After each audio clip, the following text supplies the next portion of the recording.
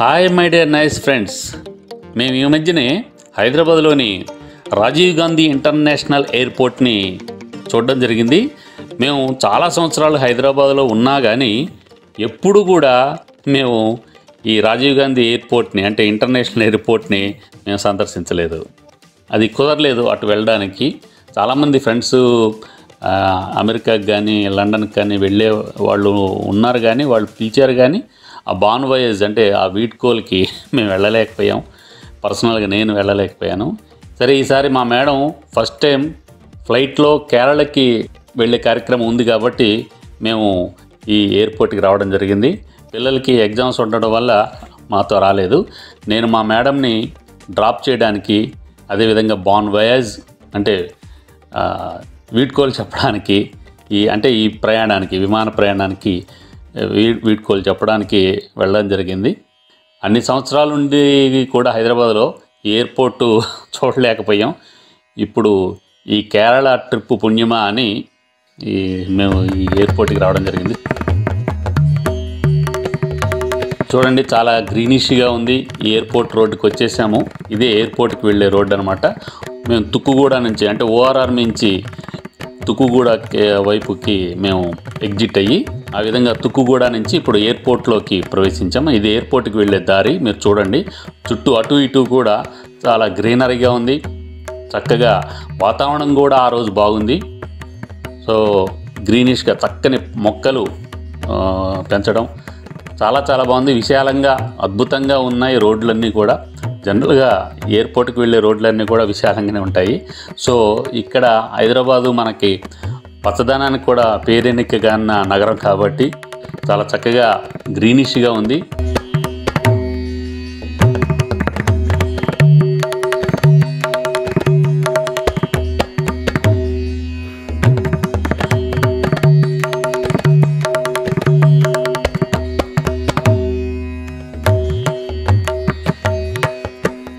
ఆ చెట్ల చాటు నుంచి సూర్యుడు కూడా తొంగి చూస్తున్నాడు, నేను రావాలా వద్దా అన్నట్టుగా. సో మేము ఆ విధంగా ఈ ఎయిర్పోర్ట్కి ఈ గ్రీనిష్ రోడ్స్ మధ్య వెళ్ళడం జరిగింది. మీరు కూడా చూడండి ఎంత చక్కగా ఉన్నాయి ఫ్రెండ్స్. ఎక్కడికక్కడ బోర్డులు కూడా ఉన్నాయి. ఎటువైపు ఎరైవల్స్ ఉంటాయి, ఎటువైపు డిపార్చర్స్ ఉంటాయి అనేవి ఎక్కడికక్కడ క్లియర్గా బోర్డ్స్ రాసి పెట్టారు. సైన్ బోర్డ్స్ ఉన్నాయి, ఏర్పాటు చేసి పెట్టారు. వీటినన్నిటినీ మేము చూసుకుంటూ చక్కగా లోపలికి వచ్చేసాము. చూడండి ఎంత బాగుందో గ్రీనిష్గా. అక్కడ ఆగి ఫోటోలు దిగాలన్నంత ముచ్చటగా ఉన్నాయి ఆ మొక్కలు కానీ, ఆ చెట్లు కానీ, ఆ వాతావరణం కానీ. చాలామంది మేము వెళ్ళే దారిలోనే చాలా కార్లు, ట్యాక్సీలు, కొన్ని చోట్ల ఆటోలు కూడా ఉన్నాయి మాకు కనిపించాయి. చూడండి, కారు ఫ్రంట్ వ్యూవర్ నుంచి సూర్యుడు కనిపిస్తున్నాడు.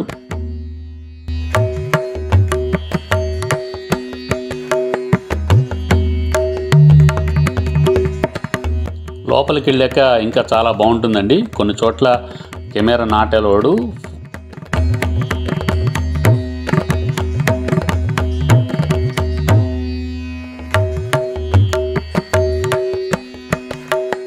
ఇక్కడ మేము చిన్న కన్ఫ్యూజ్ అయ్యాము. దీనికంటే ముందు ఒక సైన్ బోర్డు ఎటు వెళ్ళాలి అనేది చెప్పారు, కానీ అది మేము దాటి వచ్చేసాం. మాకు క్లియర్గా కనిపించలేదు. మేము వచ్చేసాం. మేము ఈ రోడ్లో కాస్త ముందుకు వెళ్ళి మళ్ళీ యూటర్న్ తీసుకొని ఎయిర్పోర్ట్ రోడ్డుకి వెళ్ళడం జరిగింది. ఇవన్నీ క్వార్టర్స్కి వెళ్ళే దారులని చెప్పారు. ఇప్పుడు మీరు చూస్తున్నది అటువైపు వెళ్తే క్వార్టర్స్ ఇంకేవో ఉంటాయట. అట్లా కాకుండా ఇప్పుడు మనం రైట్కి తిరిగి సీదా వస్తే ఎయిర్పోర్ట్కి రీచ్ అవుతాం. మొత్తానికి సీదాగా ఉన్న ఎయిర్పోర్ట్ రోడ్డుకి వచ్చేసాం. ఈ విధంగా ఎయిర్పోర్ట్ రోడ్లోకి వెళ్తున్నాం. ఒకవైపు ఎండగా ఉన్నా కానీ కొంతసేపు వాన చినుకులు కూడా పడ్డాయి. బహుశా మేము ఈ ఫస్ట్ టైం ఎయిర్పోర్ట్ చూస్తున్నందుకు ఏమో వర్షం తన హర్షాన్ని ఇలా తెలియజేసింది అనుకున్నాం సరదాగా. Hi my dear nice friends, welcome to Kashtajeevi vlogs. ఇప్పుడు మనం రాజీవ్ గాంధీ ఇంటర్నేషనల్ ఎయిర్పోర్ట్కి వెళ్తున్నాం. నేను కాదండి, మా మేడం ఫ్లైట్ ఎక్కడానికి. మా మేడంకి బాన్ వాయిస్ చెప్పడానికి వెళ్తున్నాం. నేను ఎప్పుడో చిన్నప్పుడు ఎక్కాను, మళ్ళీ ఎక్కలేదు. అంటే చెన్నైకి ఒకసారి వెళ్ళాను. The great South Indian super star రజనీకాంత్ని ఇంట్రోడ్యూస్ చేయడానికి. అప్పుడు బేగంపేటలోనే ఉండేది ఎయిర్పోర్ట్. సో అది ఎప్పుడు ఇప్పుడు ఎయిర్పోర్టు మీకు చిన్న ఎక్స్ప్లోర్ చేసి చూపిస్తాను.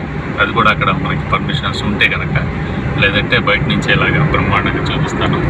చూడండి ఫ్రెండ్స్, ఆ విషయం ఏంటంటే నేను ఇన్ని సంవత్సరాలు హైదరాబాద్లో ఉన్నా కానీ ఈ ఇంటర్నేషనల్ ఎయిర్పోర్ట్ అనేది నేను ఇప్పుడే ఫస్ట్ టైం చూడటం. అది కూడా మా మేడం గారి పుణ్యం అది. సో చిన్న ఎక్స్ప్లోర్ చేసి మీకు చూపిస్తాను friends. Stay tune to Kashtajeevi vlogs. Thank you, నమస్కారం. ఎయిర్పోర్ట్ అనగానే మేము మా మిమిక్రీ, అదేవిధంగా హాస్యవల్లరి ప్రదర్శనలు అంటే జోక్స్ స్టేజ్ ప్లేస్లో భాగంగా మేము ఒక చిన్న జోక్ చెప్పేవాళ్ళం.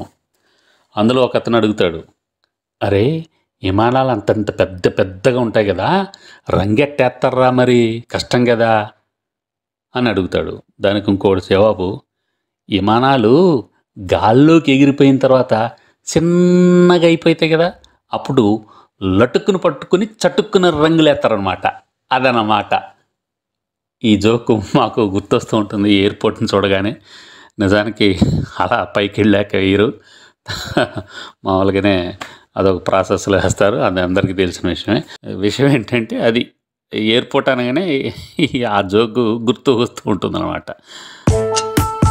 వ్యాపార ప్రకటనలకి ఏమీ కొదవలేదు ఇక్కడ. చూడండి friends, my day nice friends, చూడండి ఇక్కడ ఎయిర్పోర్ట్ ఎంట్రన్స్లోకి వచ్చేసాం.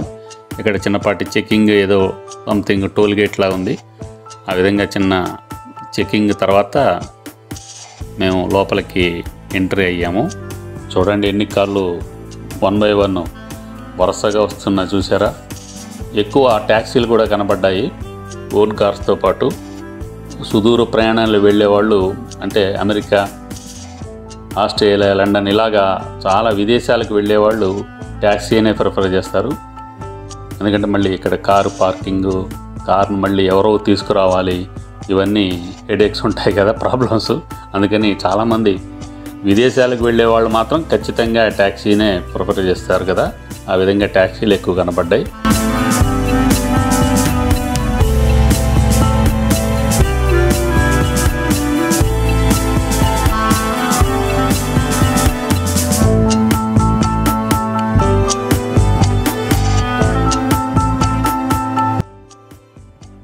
ఇక్కడ ఇది పార్కింగ్ ఫ్రెండ్స్. ఇక్కడ ఆగిన తర్వాత మనం లోపలికి వెళ్ళాల్సి ఉంటుంది. ఇక్కడ కారు పార్కింగ్ సౌకర్యం ఉంది, కొంచెం ముందుకు పెట్టుకోవాలి ఎవరికి ఇబ్బంది లేకుండా. ఆ పెద్ద కార్ల మధ్య మా బుల్లి కార్ను కూడా ఒక అగ్గిపెట్టి సందులో దూర్చడం జరిగింది. సో మా మేడం తోటి ఈ విధంగా ఫస్ట్ టైం ఇంటర్నేషనల్ ఎయిర్పోర్ట్కి రీచ్ అయ్యాం. ఆనందంగా ఉంది. అంటే మా మేడం ఊరు వెళ్తున్నందుకు కాదు, ఈ విధంగా ఫస్ట్ టైం ఫ్లైట్ ఎక్కుతున్నందుకు ఆనందంగా ఉంది తను. ఇక్కడ చూడండి ఫ్రెండ్స్, డిస్ప్లే ఉంది. డిస్ప్లేలో రకరకాల ప్రకటనలు వస్తూ ఉంటాయి.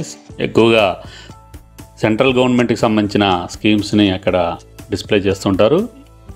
ఇంకా ఫ్లైట్కి టైం ఉండడంతో తర్వాత ఇంకా 2-3 రావాల్సి ఉంది. ఒక టీం పరంగా వెళ్తున్నారు. సో వాళ్ళందరూ కూడా రావడానికి టైం ఉంది కాబట్టి ఇక్కడ కింద లాంజ్లో ఉన్న ఈ కాఫీ తాగుదామని చెప్పేసి ఈ కాఫీ షాప్స్కి రావడం జరిగింది. ఈ కాఫీ షాపులో కాఫీ ఎంత అనుకున్నారు ఫ్రెండ్స్? సింపుల్గా 375 రూపాయలు, 400 ఉంది. ఆ ధరలు విని ఇక జీవితంలో ఇక కాఫీ తాగకూడదేమో అని అనుకున్నాను. కానీ కాఫీ మన బలహీనత కాబట్టి తాగాల్సి, ఇంట్లో అయినా తాగాలి కాబట్టి, బయట మాత్రం ఎంత 500, 600 పెట్టి కాఫీ తాగడానికి మనసొప్పలేదు నిజం చెప్పాలంటే. ఇక్కడ ఉడిపి ఆహారం అని ఏదో సంథింగ్ ఒకటి ఉంది, దేశీయ ఆహారం, ఉడిపి ఆహారం. అక్కడ మాత్రం మేము కాఫీ తాగాం. కాఫీ 75 రూపాయలు, 80 రూపాయలు ఉంది.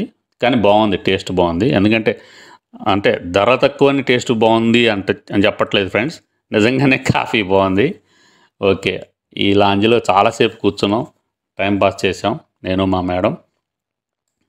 పిల్లలు వస్తే బాగుండేది అనిపించింది, మా బాబు పాప.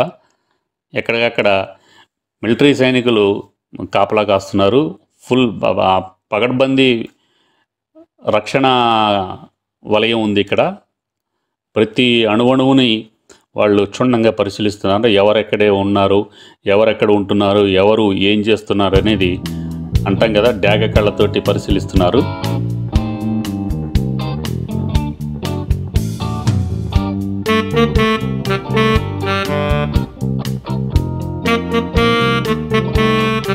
ఇక్కడ చూడండి, డిస్ప్లేలో ఉత్తరాఖండ్ డెస్టినేషన్ సంథింగ్ ఇలాంటి సెంట్రల్ గవర్నమెంట్కి సంబంధించిన ఆ డిస్ప్లేలో డిస్ప్లే అవుతూ ఉంటాయి. ఇది మెయిన్ ఎంట్రన్స్. ఇది ఇక్కడి నుంచే మనం లోపలికి రావాల్సి వస్తుంది. దేశంలో తిరగడానికి ఒక మార్గం వైపు వెళ్ళాలి, అదేవిధంగా విదేశాలకు వెళ్ళే వాళ్ళు ఇంకొక మార్గంలోకి వెళ్ళాలి.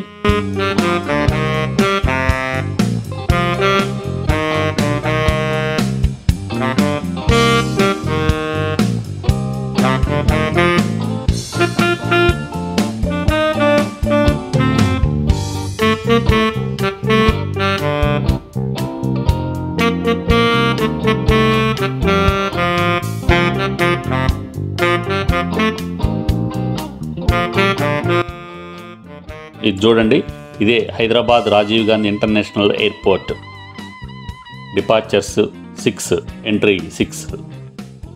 అంటే వెళ్ళేందుకు ఇక్కడి నుంచి వెళ్ళాలి. మరి అరైవల్స్ అంటే అట్నుంచి వచ్చే వాళ్ళకి ఇది ఫస్ట్ ఫ్లోర్లో ఉంది ఫ్రెండ్స్. డిపార్చర్స్ అనేది కింద మాత్రం అరైవల్స్ కిందనే ఉంటుంది, గ్రౌండ్ ఫ్లోర్లోనే అరైవల్స్ ఉంటాయి. ఒకవైపు అంతర్జాతీయ అరైవల్స్, తర్వాత జాతీయ అరైవల్స్ అని 2 విడివిడిగా ఉన్నాయి. అది నేను నెక్స్ట్ వీడియోలో చూపిస్తాను. ఎందుకంటే అప్పుడు మా పిల్లలతోటి మా మేడంని తీసుకురావడానికి వెళ్ళడం జరిగింది.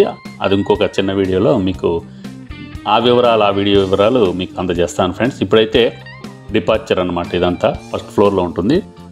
దీంట్లోనే నేషనల్ డిపార్చర్స్ అని, ఇంటర్నేషనల్ డిపార్చర్స్ అని వేరుగా ఉంటాయి. ఆ విధంగా బోర్డింగ్ పాస్ని మనం తీసుకున్న తర్వాత లోపలికి ఎంట్రీ ఇవ్వాలి. లోపలికి వెళ్ళిన తర్వాత అక్కడ కూడా మరొక చెకింగ్ ఉంటుందని మా మేడం చెప్పారు. అది అయిన తర్వాత మనకి ఫ్లైట్కి ఎక్కడానికి ఛాన్స్ ఉంటుందన్నమాట. చాలామంది ఇంటర్నేషనల్ డిపార్చర్స్కి ఎక్కువ ట్రావెలర్స్ కనిపించారు. సీనియర్ సిటిజన్స్ సైతం వాళ్ళ లగేజ్ని వాళ్ళే మోసుకుంటూ లోపలికి వెళ్తున్నారు. చాలా ముచ్చటగా అనిపించింది. చాలా యాక్టివ్గా ఉన్నారు వాళ్ళందరూ కూడా. మహిళలు ముఖ్యంగా సీనియర్ సిటిజన్స్ అయిన మహిళలు చాలా యాక్టివ్గా వాళ్ళ సామాను వాళ్ళు తీసుకెళ్తున్నారు. ఇక్కడ మా మేడం చెక్ ఇన్ అవుతున్నారు లోపలికి వెళ్ళడానికి. ఆ లోపలికి వెళ్ళిన తర్వాత మనం వాళ్ళు ఆ ఫ్లైట్ దగ్గరికి వెళ్ళిపోతారు. మనం లోపలికి వెళ్ళడానికి ఛాన్స్ లేదు. మా మేడం చెయ్యి ఊపుతున్నారు. నేను కూడా బాయ్ చెప్పాను, బాయ్ చెప్పాను. అంటే విడివిడిగా ప్రయాణాలు చాలా చేశాం, కానీ తను ఫ్లైట్ ఎక్కడం తర్వాత అక్కడ ఉద్విగ్నంగా అనిపించింది.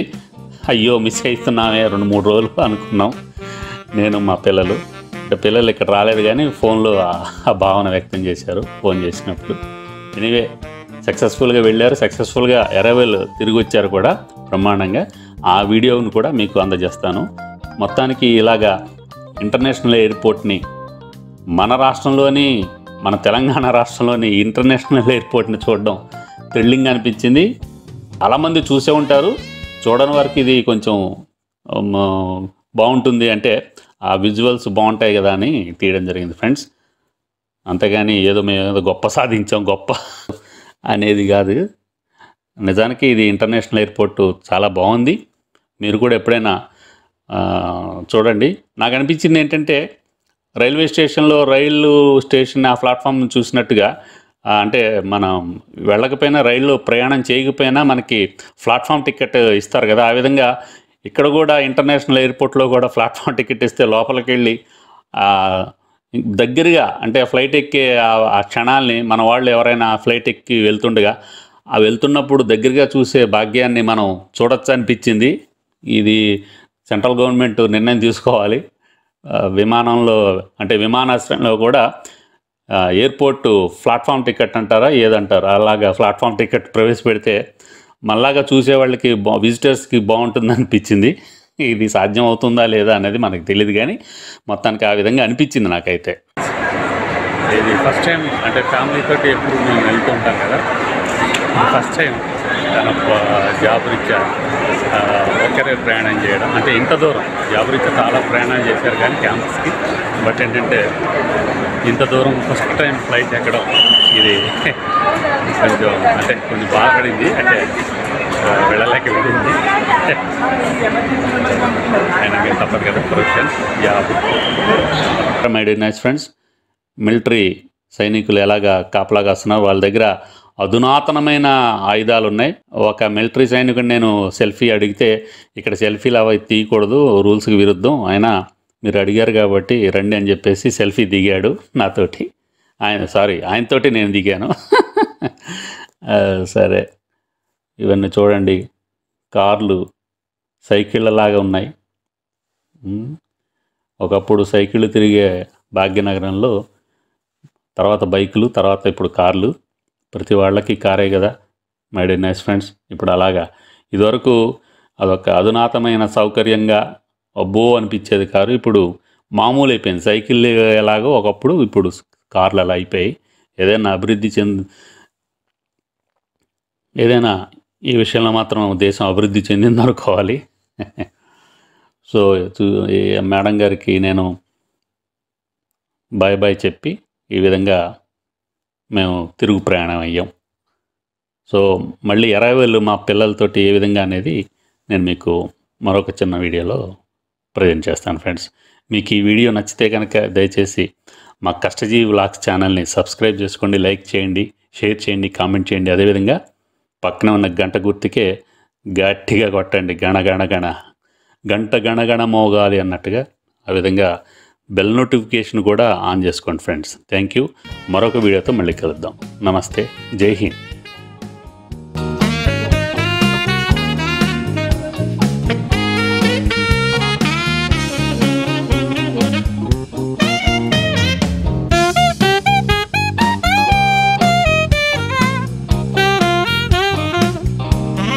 అందరికి నమస్తే పెట్టి చెప్తాన్నా. ఈ వీడియోకి ఇంతవరకు చూసిరంటే మా వీడియో నచ్చినట్టే కదా. మళ్ళా అందుకే మా కష్టజీవి వ్లాగ్ ఛానల్ ని సబ్స్క్రైబ్ చేసుకోండి. మళ్ళా గప్పుడు మాకు మరిన్ని మంచి వీడియోలు చేయడానికి తాకత్ వస్తుంది. గట్టనే మొత్తుకుని చెప్తాన్నా, పక్కనే ఉన్న గంట గుర్తుకే